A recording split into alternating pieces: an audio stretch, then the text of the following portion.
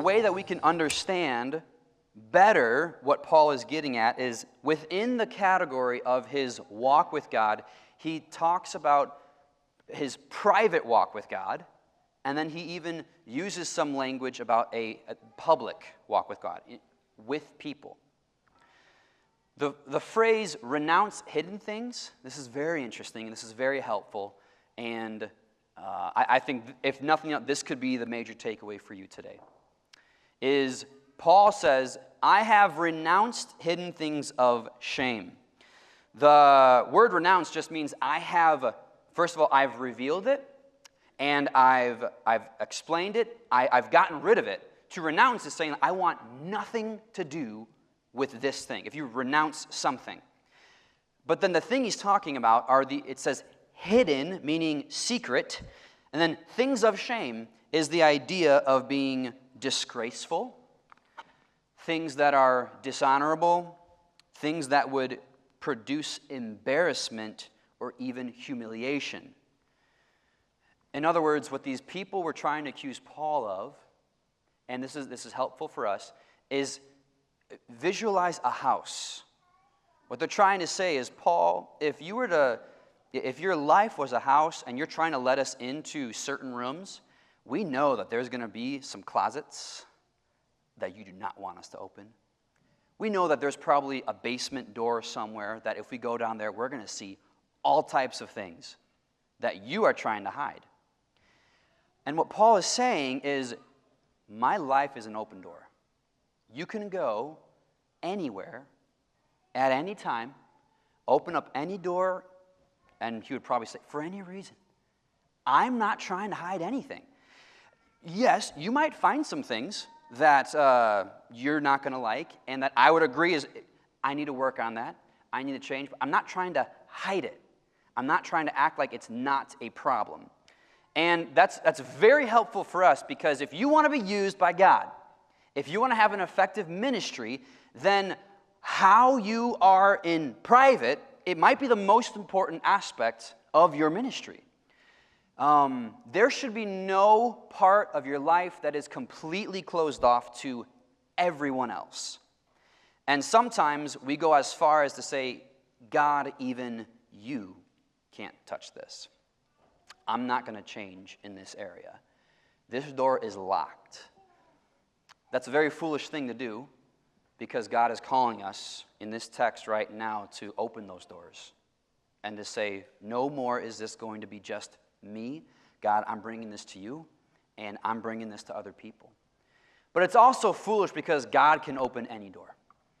Trying to close yourself off to God for areas of your life is about as ridiculous as if my daughter Leona is trying to hide, and she hides behind like a little book or something. It's like, I can see you.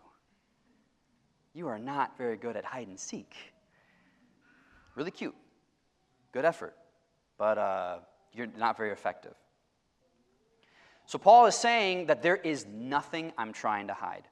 And this is almost the idea of things that no one else knows about. The second area is the word craftiness. Your translation might say cunning. It might say deceit. It has to do with interactions with other people. In other words, every time this word is used in the New Testament, it's talking about how someone was trying to plan something to harm someone else. 3 of the times, it was Pharisees trying to plan something against Jesus. The most important reference is in this same book when Paul uses the word crafty to describe how Satan interacted with Eve in the garden. Now, it's very interesting. Because how Satan interacted with Eve, Paul is saying that is actually what people are accusing me of doing. So then the question for us is, well, what did Satan do in the garden that could be described as crafty? And there's a lot of ways that we could go about this, but the 3 things that I thought of, and I think this can be a help to you, is Satan with Eve pretended to be something that he was not. I don't know if it's news to you, but Satan is not actually a snake. He was pretending to be a snake. He took on the form.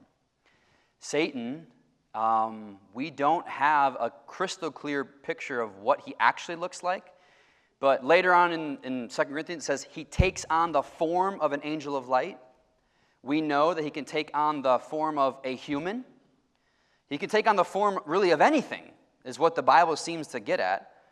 And that idea of pretending to be something that you are not, I think, is at the heart of what Paul is getting at. Being crafty. When I interact with people, am I putting on a face? Or am I being genuine and sincere? Am I acting like I am something, but inside I know exactly what's going on. I'm over here.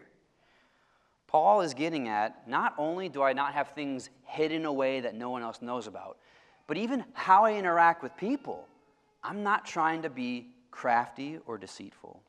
So Satan was pretending to be something he was not. And then really just one other thought is Satan made it seem like he was helping Eve when in reality he was only harming Eve. In other words, he made it seem like he's just trying to be an aid, but in reality it was only producing pain. So Satan is cunning, and that can help us understand, are we being sincere with people? Do we have ulterior motives? Or when we interact, are we just being genuine? Hey, I'm not trying, I'm legitimately just trying to help. I'm legitimately trying to encourage you. There's no shifty motives. I'm not trying to get something out of this. I'm not trying to feed a selfish desire, which is really what Satan was trying to do. Crafty.